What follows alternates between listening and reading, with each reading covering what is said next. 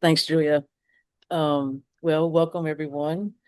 And I'm just, very happy to be able to do this. And to anyone that, has heard that I'm going to do a creative meditation and you are like you don't want to do it. Actually, I can imagine myself showing up and just being like, yeah, I don't want to do anything. I don't want to do this. And I'll just want to reassure you that I'll just make this as painless as possible.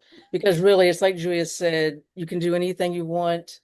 Um, I am going to give a prompt, uh, but obviously you can do whatever you want. Like you can play an instrument, you can write a poem, you can draw, you can write, or you can just do nothing. You can just sit and watch if you want. So, if you're just now hearing that's a creative meditation, this is a moment to go and get some supplies, I think. Really all I'm saying is like some markers or a pen and some paper. That's really all you need. And while you're doing that, what I'm going to try to do, if I'm technology savvy enough, is try to bring you all into my sanctuary. But first, I'm going to take a breath. Yes, I am excited. So I'm going to try to calm down here for a second. So I'll invite you to take a couple of breaths as well.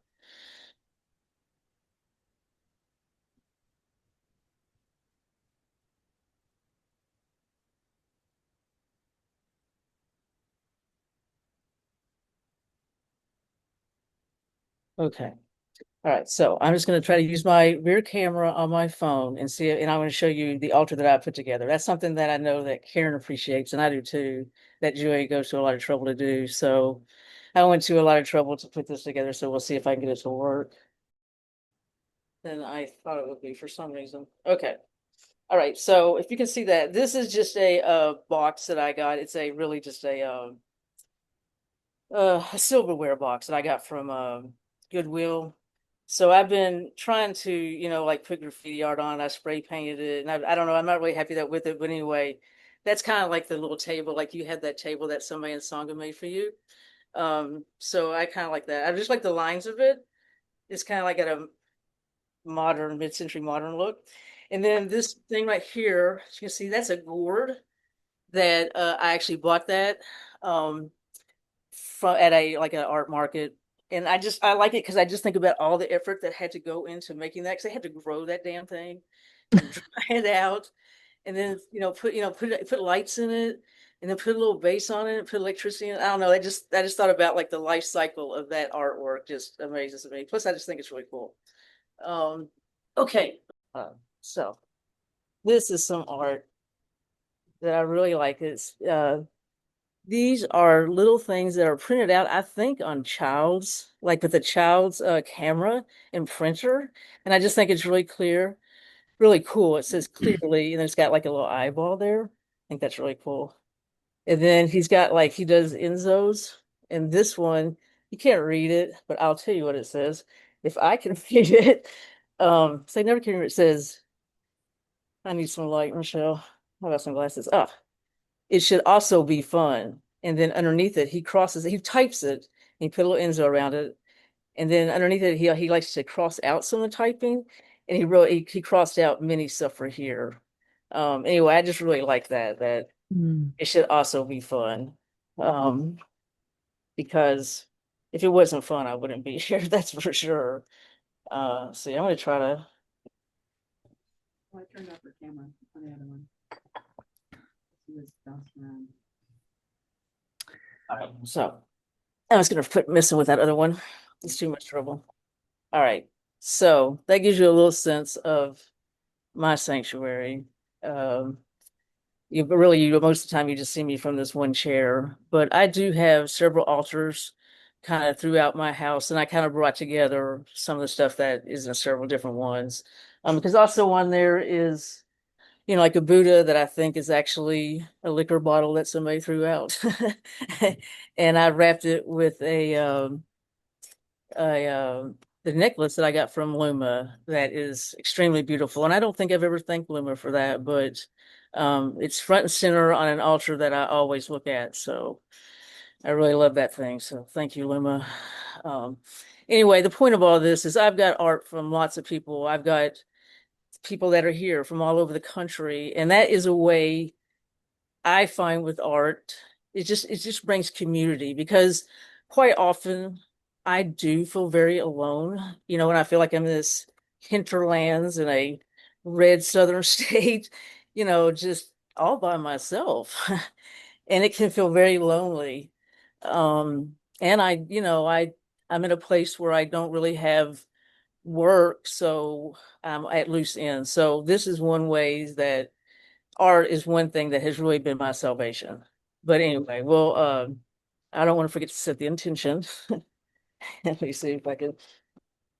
Okay, so I have a little thing for cigar boxes, and this is a cigar box that I got right before the pandemic, actually, because my sister bought this place like in 2019. So my nephew then was like 7 instead of 14. So we decorated these little things. And in a way, that's before I ever came here. In a way, I think it's almost like a vision board because it's got that I wasn't intending, 'cause it's got Bruce Lee on it and it's got Mona Lisa and then a Banksy thing. So all of those I can very much relate to in my sobriety. But anyway, so we have a card, and this is one of Julia's cards.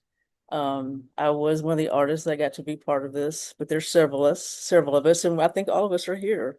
I think this has some art from someone in Montana and maybe California. I'm not sure. But anyway, it says, "May I find my true source of happiness."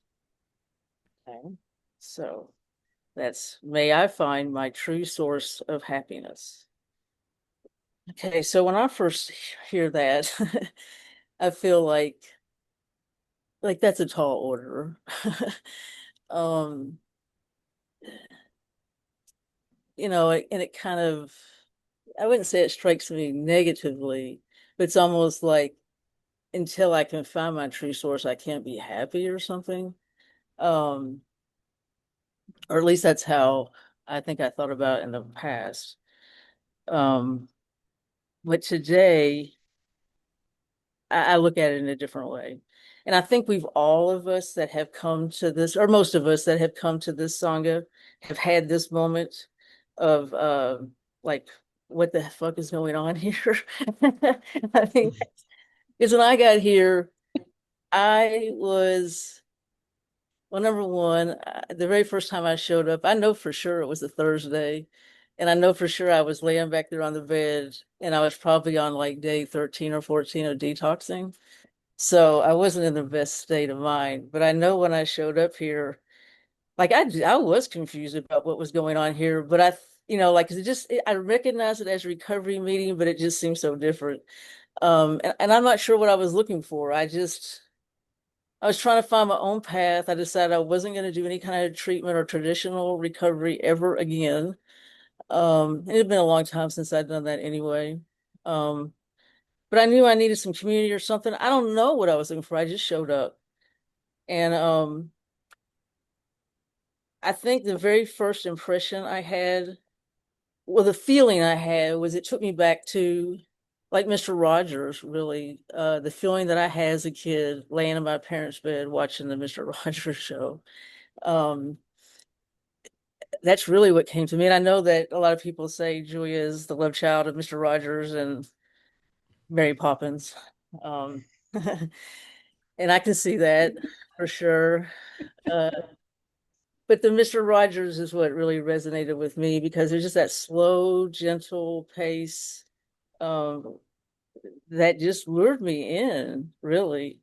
Um, and I think that without knowing it, I have been looking for something like that or it had just been, I don't know that I was looking for it. I just think it had been missing in my life. Maybe since birth.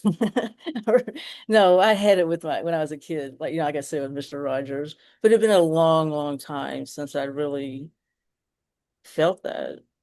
Um, so so for me, the source of happiness, and I'm going to try to pull this to last speech as well and be impatient if I can. Um, but that source of happiness. So I think what I have been finding with my source of happiness is just that it's getting back to the things I did as a child, you know. And one of the things that we talked about here early on that I just couldn't hardly tolerate once we played a game, which was what do you love about yourself? And Julia made it sound like everybody's going to get called on the next meeting, and I was like, I cannot do this. I mean, I just couldn't think of what, I just didn't have something that I really felt that I loved about myself. And I'm coming up on 7 years since since I've come to this group.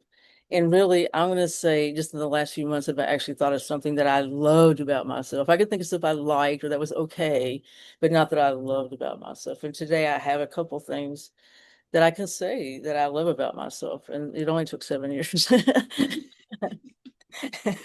Okay. Anyway, so that's going to be part of our prompt is, to write. That can be part of your prompt is to write like what you love about yourself. But there's also, I'm going to just read something from Thich Nhat Hanh. It's just a paragraph. And this comes from his book, No Death, No Fear. And this comes from chapter 6, which is called The Address of Happiness. And for some reason, when I first read that, I thought it was like the Gettysburg Address, like the address of happiness, instead of like what it really is, because he starts it out. And I love Thich Nhat Hanh because he really grabs. I was going to read the first couple lines of this chapter. It says, "If you want to know where God, the Buddhas, and all the great beings live, I can tell you. Here is their address in the here and now. It has everything you need, including zip code." So I love Thich Nhat Hanh. But anyway, uh, he also talks about our habit energy of running and just how hard it is to stop that. And that he says our practice is first of all to stop, then to relax, to calm down, and to concentrate. Because really without that, I can't look deeply. I just can't. But finding that present moment has been hard for me. And he talks about doing a walking meditation, and he has this little mantra. What is it? I have arrived. I am home in the here and in the now. And all that sounds great, but I really couldn't do it without. I mean, I doodle kind of obsessively. I play on the ukulele. I mean, all those things just give me, it's kind of like a way of meditating. It is a way of meditating. It's just like a walking meditation or anything else for me. So I'm just trying to pass on kind of like tools that I've gotten from another group that I go online, which is the Colorado Artists in Recovery. Um, they have online things too, which I highly recommend. And they actually have an online one starting soon. If you're interested, just hit me up or just look them up online. That's all I gotta do. Um, but I have found it just invaluable. And like I said, I have a lot of time, so I can spend a lot of time, you know, writing on cards and doing all kinds of stuff. But it really, I'm trying to get across that it's very simple. We all have it within us. 7 years ago, I would have said there's no way in hell that I would be doing art or leading a creative meditation. There's no way in hell that would not have happened.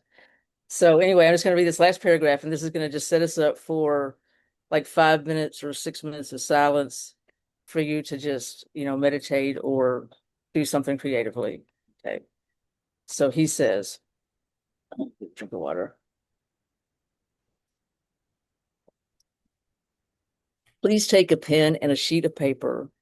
Go to the foot of a tree or to your writing desk and make a list of all the things that can make you happy right now.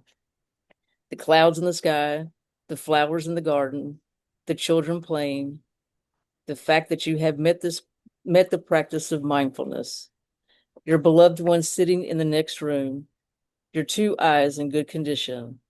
The list is endless. You have enough already to be happy now. You have enough to be free from coming and going, up and down, birth and death. Nourish yourself every day with the wonderful things that life has to offer you. Nourish yourself in the present moment. Walk in the kingdom of God. And I'll just quickly relay that to wise speech and being patient. because I have really had to learn how to create the conditions that support me enough that I can have not be annoyed all the time, um, and actually have wise speech. And I did not have that when I first showed up. And there's lots of examples that come to mind in my head when I showed up here and did not have the capacity for wise speech. But anyway, so we're going to be silent for about 5 minutes, and then I'll come back on and we'll start sharing.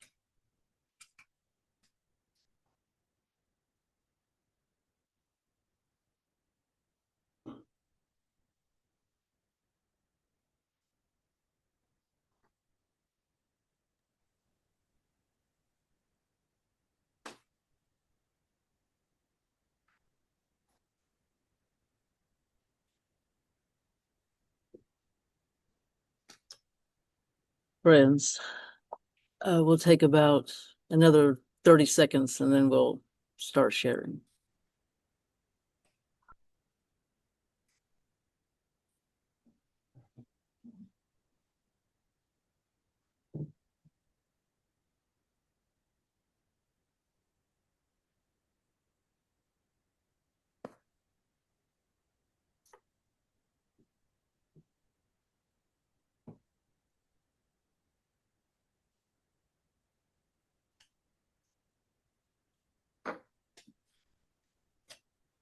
Okay.